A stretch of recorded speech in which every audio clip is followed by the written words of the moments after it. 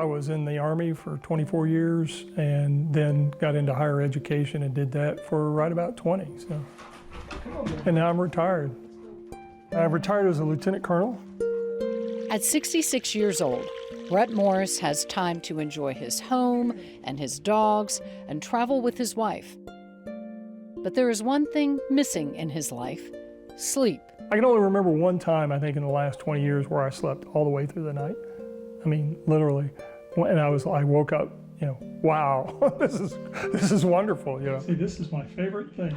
Brett was diagnosed with central sleep apnea. The traditional treatment with a CPAP machine wasn't an option because he doesn't have obstructive sleep apnea, the most common type that responds to a CPAP. Brett tried a machine similar to CPAP, but designed for central sleep apnea, and said he couldn't tolerate it. Director of the Emory Sleep Center, Nancy Collum. Apnea means no air, so there's no air. The airways completely collapse. More often what happens is it's a narrowing and you just can't get sufficient air in and out.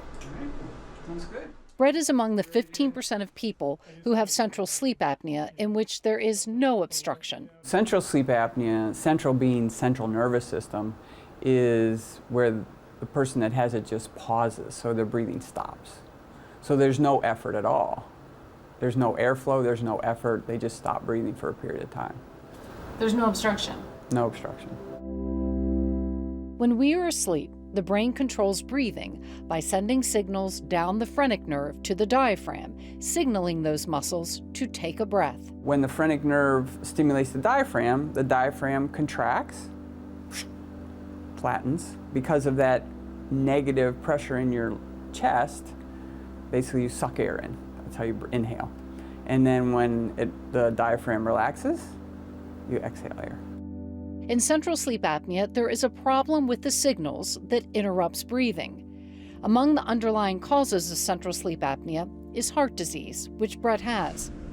His sleep studies showed he stopped breathing more than 30 times per hour.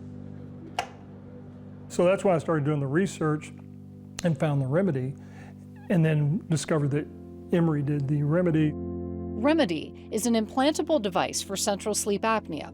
It works by stimulating the phrenic nerve, which helps restore steady breathing. I'm a cardiologist, heart doctor, who specializes in the electrical system in the heart. How are you feeling today, Brett?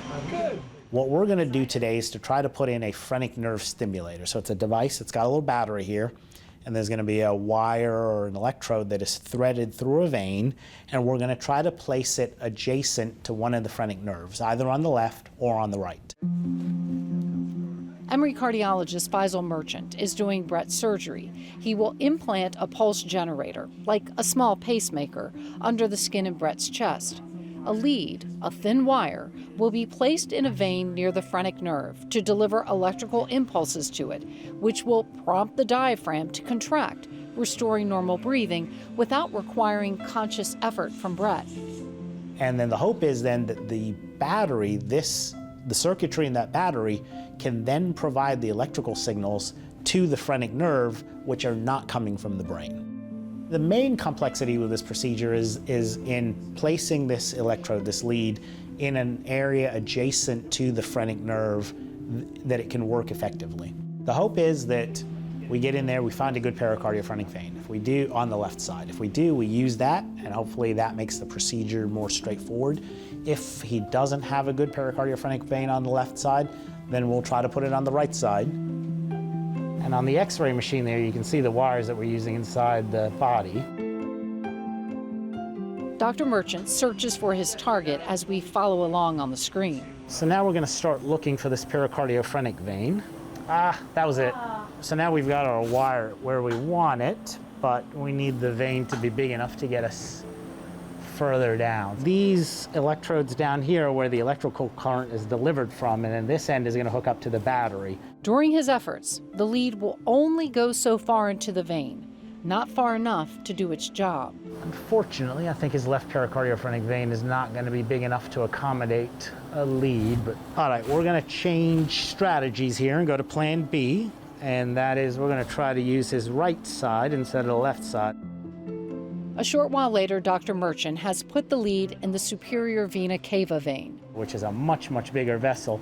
Getting it into a stable position where it's not going to move is the big challenge. We've got an option of 6 electrodes, and we want as many of them to capture the phrenic as possible, so if the thing moves slightly one way or the other, we've got some options.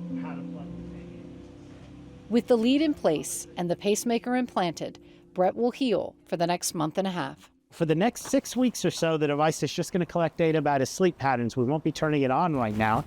In about 6 weeks, it'll get turned on, and then at night when he goes to sleep, the device will actually make his diaphragm move and restore a normal breathing pattern at night, and hopefully start to treat the central sleep apnea.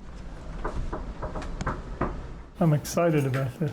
Dr. Kolb explains that the process of activation will be gradual. Initially, the shocks will be low. If you meet all the criteria, it will initiate. Yeah, okay. And then the team from Remedy go about figuring out the optimal stimulation levels for Brett. Between 10 and 11. Okay.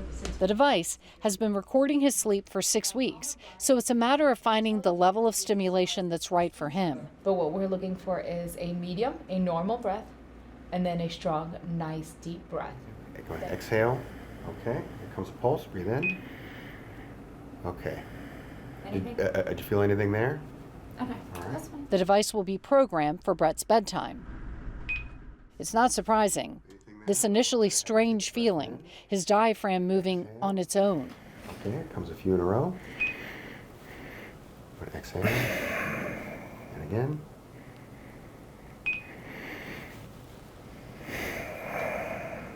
Okay, I like this as our starting point. Brett returns in a few months for another sleep study where he has fewer episodes of apnea, but Remedy is at work all through the night with every breath.